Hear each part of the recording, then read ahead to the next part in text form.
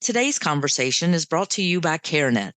The pro-choice argument is gaining increasing traction in society and among Christians. But does this philosophy fall in line with Jesus' words and example? CareNet's new e-booklet, Is the Pro-Choice Position Consistent with the Life and Teachings of Jesus?, explores the biblical case for life in the Great Commandment, the Great Commission, the Good Samaritan, and more. Download your free copy at care-net.org. Click on Free Resources and choose Is the Pro-Choice Position Consistent with the Life and Teachings of Jesus at care-net.org. Today's conversation is the podcast of the National Association of Evangelicals. I'm your host, Walter Kim, NAE President. The conflict in Israel and Gaza weighs heavily on our minds and hearts. We are grieved for the loss of life, for the extreme hardship for people suffering in the region. In these conversations, we seek to help evangelicals foster thriving communities and navigate complexity with biblical clarity. Today, we talk with Lanre Williams-Ayedun of World Relief to help us understand the complexities of providing aid in conflict zones. Lanre, thanks for joining us in this really important conversation. Thanks for having me. It's a pleasure to be here. So, Lanre, I've known you for a bit of time, but I'd love for you to share your role at World Relief, a bit about World Relief itself. Yeah, World Relief is a global Christian humanitarian organization. We partner with the local church and local communities to bring lasting change. We want to address some of the most pressing problems that are happening across the world. And so we have solutions in community development, church engagement, health, nutrition, agriculture, child development, the gamut of services that people need when they are in crisis. Over our 80-year history, we have responded to humanitarian crises in over 100 countries. And in the US, we work in refugee resettlement. I have the distinct honor and pleasure of leading our team that implements programs outside of the US. So that's in countries across Africa, Asia, and the Caribbean. So there are a lot of humanitarian groups throughout the world. This is a whole category. Some of them are Christians, many of them are Christians, but others are affiliated with different faiths or are secular. What is the distinctly biblical basis for humanitarian work? I love this question because I believe that humanitarian response is really at the heart of living out the gospel. You know, Jesus came into the world and said that he had come to proclaim the year of the Lord's favor, that he had come to speak to those that were imprisoned, to those that were suffering. And he gave his disciples the mandate to go and proclaim that he had come to set things right and that we should go out and do the same. And humanitarian response essentially is trying to save lives and alleviate suffering. I can't think of a better way to proclaim the coming of the Lord, to say that we are here as Jesus's hands and feet to bring hope and help to those that are suffering. I think that we as Christians are able to do this in a way that proclaims that we believe that Jesus is coming to set things back right. And we might not be able to do it in full right now because we are still on earth and this side of heaven, but there is a role that we can play to help to bring hope and help to people that are going through really hard things. Lanre, I've had the privilege, really the deep encouragement to see some of this work up front, not only stateside, but internationally. My family had a chance to visit Malawi, Africa, and see some of the very powerful work that's occurring. These villages are often inaccessible with the type of help that you're talking about. It's like a holistic gospel, you know, everything from sustainable farming practices and vocational training, but Bible studies for tribal chieftains and prayer centers. And it's really this beautiful picture of God's work in and through his followers to bring transformation. That's right. You know, what we are trying to do as World Relief is to bring human flourishing. We want people to flourish physically, socially, emotionally, spiritually. And it is amazing work. And it is I believe, deeply biblical, that we are carrying out what it is that Jesus called us to do as believers, and really empowering and working with local communities so that those skills and those competencies stay there even after World Relief has left. So I have a picture of what this looks like in a setting that wasn't fraught with conflict, that really was trying to address some long-standing structural issues in society in those communities. But right now, Israel, Gaza is front and center in the media and our attention. And we can certainly talk a bit about that region, but there are other regions of the world that are also experiencing conflict, and they deserve our attention. We have something really important to learn about what can happen in those places. Share a little bit about what's going on in some of these places in the world. Yeah, thanks for this question. You know, the media cycle can be fickle and things come in and out of media, but there are unfortunately a lot of what we call neglected crises around the world.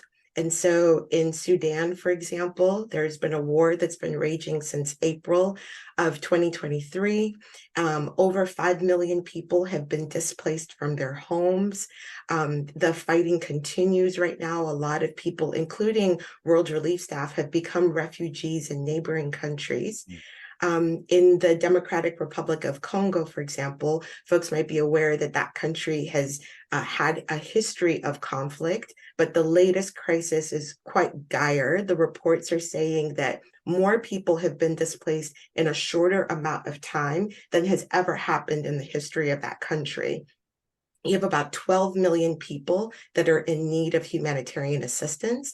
And to date, the response has been really kind of muted. We have about $1 per week for the people that need this aid. And so the response is really quite difficult. There are millions of people that are internally displaced inside of the DRC, and it's spilling over to the neighboring countries and causing conflict there as well. Of course, we can't forget the war in Ukraine that's been raging. And then there are countries like Haiti, where you've just had this constant struggle and tension between gangs and community members that just makes it very difficult for people to live with a sense of security or safety, or for humanitarian actors to respond. So it's overwhelming to hear this, and it's representative of many other kinds of conflicts that exist throughout the world. Let's circle back and kind of break down some categories. So there are natural disasters that create humanitarian crises. There are also kind of long-term issues.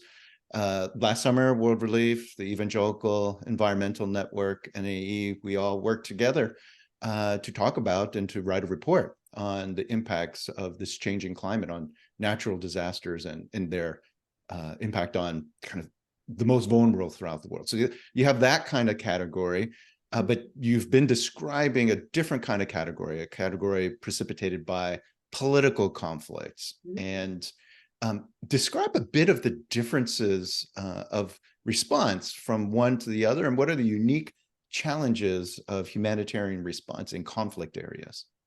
Yeah, I think when you're dealing with a conflict, the first consideration that we have is safety. And so first, it's the safety of our staff, the folks that we're hoping to be able to respond. In Sudan, for example, once the fighting started, we had to kind of shut down our program response, shut down our offices so that our staff would be safe. We actually ended up having to evacuate some staff outside of the capital city so that they could be safe. And so safety is a big issue for the responders, but then also safety for the affected populations. Once we had kind of hibernated our operations and gotten our staff to safer places, they wanted to turn right back around and serve their brothers and sisters in communities. But then some communities are cut off because of the fighting. And so trying to figure out how to maintain the safety of the affected population. And then we're trying to bring in goods and services. In Sudan, for example, we wanted to bring in food, water, soap, just some basic supplies that people would need to be able to live, but we have to think about the safety of those things as well, as we're moving them from one place to the other. So safety and security is a big consideration. A lot of times we have to pull out of a country, stage someplace else, and then come back into the affected community. So that's one of the considerations. The other thing that becomes more complicated in a conflict setting is coordination. As humanitarians, we don't want to take over kind of the response in a country for the most part. We want to work with the government. We want to empower local actors to bring their own solutions. We want to come alongside them in a supporting kind of role. But when you're dealing with conflict, the government may be compromised, the government itself or government actors may themselves be the aggressor. And then coordination becomes very difficult, where the government might bring all of the NGO partners together and say, let's talk about who takes what geography or who takes what service. That kind of coordination role may not be available.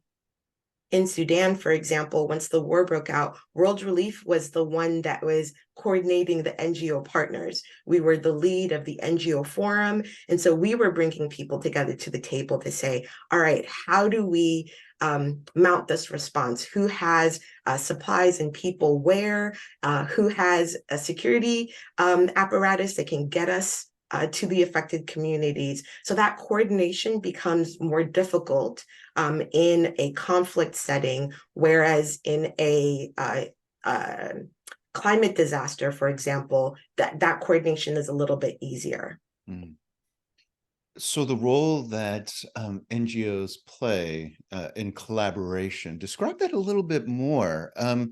Because in a world in which we're so used to competing businesses or competing platforms for our attention, you're describing something quite different, that organizations are collaborators. Is this correct, that what I'm hearing? It is. I don't want to be too simplistic about it. The truth is there is still competition and the collaboration is not perfect, but there is, because in a humanitarian response, we have a charter. We have humanitarian principles that we try to abide to, regardless of who the responder is.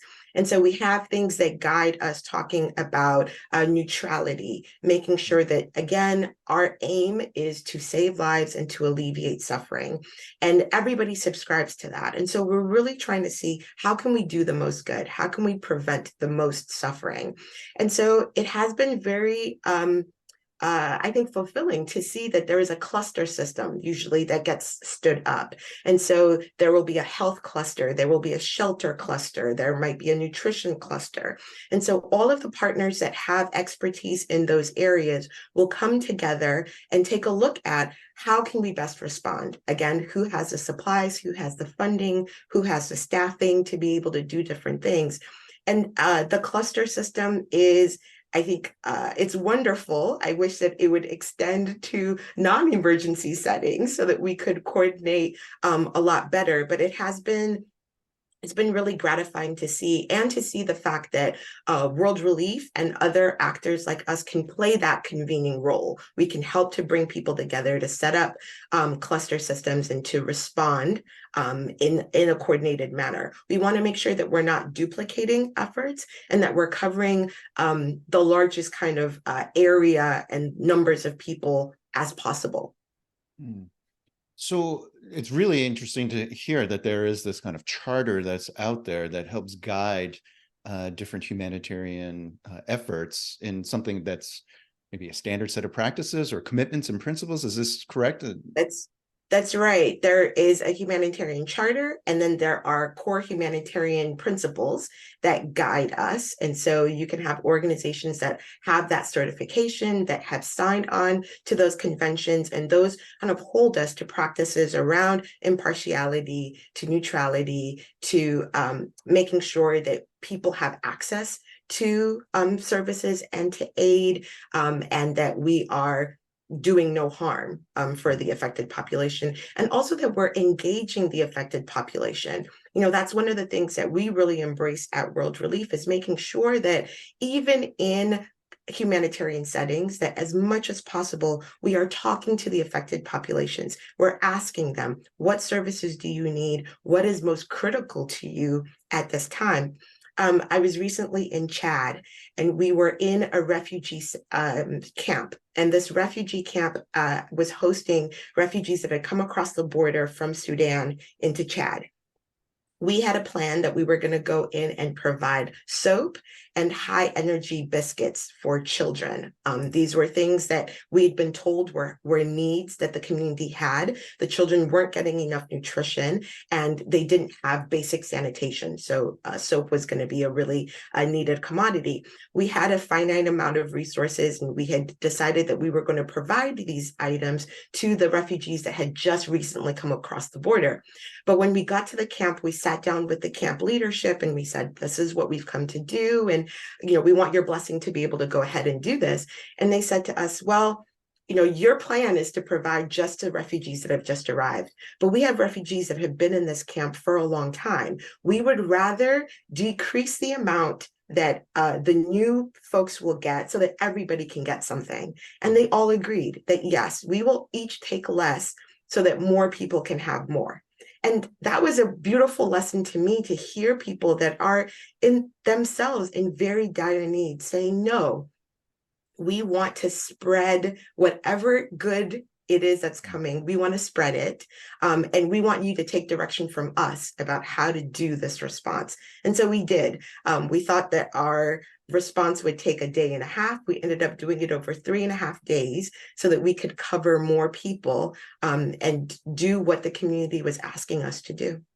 That gives us a really good picture that the collaboration is not just between organizations. You've given us an imagination for what that looks like, to actually engage and not just serve, but to serve with and alongside even the effective community. It's also heartbreaking to see this humanitarian work unfold in the dire physical needs, just that children would be longing to have a biscuit, to have the energy to make it through a day. I mean, that's heartbreaking. And that must lead to all sorts of emotional and spiritual traumas. You had mentioned that the kind of flourishing includes the spiritual, physical, emotional, all these things. Is that a part of the humanitarian crisis response, or does that come later to deal with the ongoing emotional and spiritual, mental traumas? I'll answer that question on several levels. I think that it depends.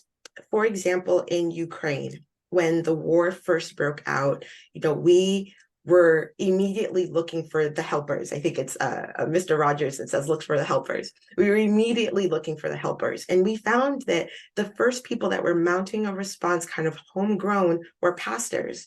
These were people that were sending their congregations out, and they themselves were returning to the middle of the conflict to try to see how they could support. And these are not humanitarians in the kind of classical definition, right? These were pastors that were just trying to do good.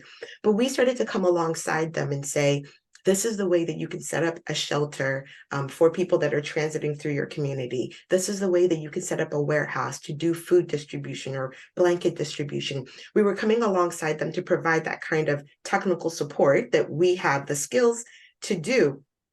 But they were also providing the psychosocial kind of mental health support that they were trained to do. And so as people were coming through these shelters, people would stay for 3 or 4 days as they were trying to figure out kind of how to get out of the most affected communities, get to the border, cross country, et cetera. And we were coming alongside to provide that technical assistance for tangible needs and freeing up the pastors to be able to sit with someone and to be able to hold someone's hand and to do art with the children to allow them to express themselves. And so where possible, we do try to take a look at the psychological toll that living through a crisis can create, and particularly in enabling pastors and church community to come alongside and provide that support. Obviously, we're also looking at how to support the supporters. And so how do we provide mental health care for our staff and for the folks that we provide. At World Relief, we've really taken that on and invested in having counselors that are available to our team. We do trauma check-ins with folks, stress check-ins, so that even our team has resources that are available to them to be able to process the things that they are seeing. Because, like you said, it's difficult. And dealing with this. And I think in our current environment where we see crisis after crisis and complicated types of crisis, something that starts out as a political conflict becomes a livelihood conflict, becomes a health disaster. In Sudan, for example, on top of the war, there's currently a cholera outbreak. Which is a health disaster. And so you have all of these things that compound. It can be very difficult to kind of keep hope alive and to keep moving in this space. And so acknowledging the mental health burden that people are facing and trying to equip pastors, counselors that exist in those communities to support, and also bringing in external support for those services. So, Lanre, how does someone work through the theological issues, anger with God, despair about human nature? These are really difficult questions, just generally sitting in an armchair in suburbia just to process. But when you're experiencing it with the emotional weight and the actual physical traumas that you're seeing, how do your staff work through these? Where are you, God, in all of this? I try to, and I know that my staff try to look for the light. We try to look for where light is breaking through in the midst of darkness. And that is where we try to center ourselves and keep our focus. Because if you look at the darkness, it will feel like it is overpowering. And so we love to retell the stories of where we see the light. One of them, for example, that we've been telling ourselves over and over again, in South Sudan, there's ongoing conflict, there's ongoing climate disasters that are happening, and the war in Sudan is also displacing a lot of people into South Sudan. And in South Sudan, World Relief is one of the implementers of nutrition centers. And so we're providing nutrition support, particularly to severely malnourished children. It is very difficult work, and we don't always see a success story. It is very difficult. But we are one of the implementers in a very large camp for internally displaced people. And at the World Relief Center, there's always a line. And, our staff was asking, why is there a line here when there are other places that you could go? And people say, oh, those World Relief people, they pray before they open their center. And we don't know how it works, but their prayer and their medicine, it works differently. We want to be at the World Relief Center. And that to me is light. That is light. That is the witness. That is the power of the Holy Spirit working behind the scenes, that people are seeing a difference. People are seeing a reason to hope. Even though this is difficult work, they are seeing that there is a reason to hope. I mentioned in Ukraine, the same thing. The pastors were the ones who had started this response just on their own. They were opening up their churches, moving pews aside and setting up cots. They were using their own money to buy food and water and begin to support people. It's those types of things that give me hope, where I say, yes, the light is breaking through, and God is at work. God is doing something, and he is working through our staff, and he is helping us. Even if it is one life that we are affecting, we are doing something that is good. And hopefully that catches on, and people catch the vision of that, and people's hearts are broken and are moved to support. So that is how I keep hope. I think also just being able to pray with my staff, before we enter into a situation, while we're in a situation, we are in prayer constantly for these things. And we believe that prayer changes things. Prayer changes things, and prayer is effective. It is the biggest response tool that we have. And so we deploy it a lot. I think that's what I can say. It is difficult. And I think there are days where even I feel like, God, is this even helping? Is this doing something? And I'm thankful that I hear those stories of light breaking through. What can we learn that may not be applied directly in being in Israel and Gaza, humanitarian aid, or in Sudan or Ukraine, but we're here in our communities all across the country, and there are needs that still exist right here. Those who are stuck in poverty and other forms of traumas. So what are some principles that could translate to us as Christians? How would you challenge us? What can we be praying? What can we be doing, even in our own context? Yeah. One of the passages of scripture that I love and that I kind of hold on to, it's in James chapter 2. And James is talking about faith and work and the mix there, right? And he says, suppose a brother or sister is without food or clothes. If one of you says to them, go in peace, keep warm and be well fed, but does nothing about those physical needs, like, of what good is that? And I hold on to that and I think to myself, like, as much as I have, thoughts and prayers and well wishes and things, like, I have a mandate as part of my faith expression to put some legs on that, to put some hands on that. And it can't always be my own physical hands and feet, but it can be somebody's. And so I think, and I want to challenge folks to think about how to put some feet and some hands behind the heartbreak and the overwhelm of looking at so much crisis around the world. And so organizations like World Relief, but other organizations as well that are responding, I think people have a desire to give. And sometimes we'll get people asking, can I give a physical item? Can I ship something? And I just want to say, cash is always best because it's easier to get to the place. And it also allows us to continue to support the local market, local businesses. And again, we want to continue to build systems that will last after us. So cash is best. I think also that prayer, as I mentioned, is our best tool.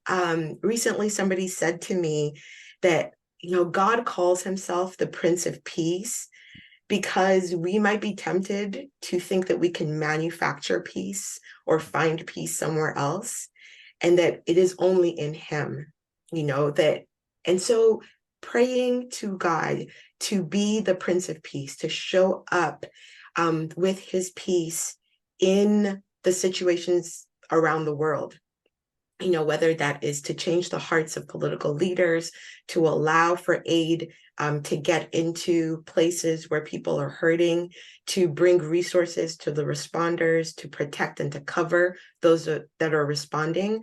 Those are always good things to pray and good ways to pray. Yeah, I think those are the things. Give as you feel led, and pray. There are so many opportunities to serve because the needs are really that great around the world. And we've been discussing some of the most critical areas, but there are many, many, many more all throughout, and resonate with people in different ways because of our life stories. And so there is an opportunity, as overwhelming as it may seem. What I'm hearing you is start somewhere. Start somewhere. Pray something. Move in some way. And God could use that. Absolutely. I think the needs are immense. The needs are immense. And particularly in the kinds of crisis that we are seeing now, the needs are all encompassing. We're talking about health needs. water and sanitation needs, child protection needs, psychosocial needs, needs for shelter. There are any number of needs that exist. And so whatever your heart is pulled towards, find the people that are doing good work, that are abiding by humanitarian principles, and that are able to respond in those ways. Absolutely. Send us off with a final word of encouragement or challenge that would bring us to this sense of coming to this Prince of Peace who has the answer. What final word would you send us off with? I think just to say that God is on the move. God is not far away in these crises. And I think that we are at a really critical time where we as believers have something that the world is looking for. I was recently at a global humanitarian conference, and I was speaking as a representative of World Relief. And I cannot tell you the number of people that came to me and said, what you spoke about really resonated with me. I want to talk to you more about this Christian humanitarian response that you have going on, because people are looking for hope. Humanitarians are feeling overwhelmed with the magnitude and the nature of the disasters that we're facing. They are looking for hope. And as Christians, we have the answer of hope. We know that God in the end sets everything right. And so we know, and we are responding from a place of hope and from a place of victory. The rest of the world does not have that.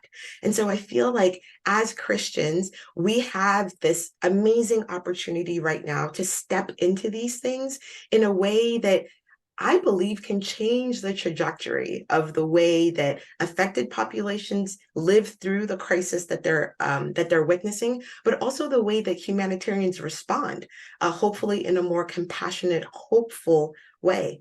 So I just want to say that as much as it is overwhelming, this is the moment, and we have a particular advantage by being believers and working in this space. So good. Our guest on today's conversation has been Lanre Williams-Ayedun. I'm Walter Kim, and on behalf of us all, thank you, Lanre. Thank you so much.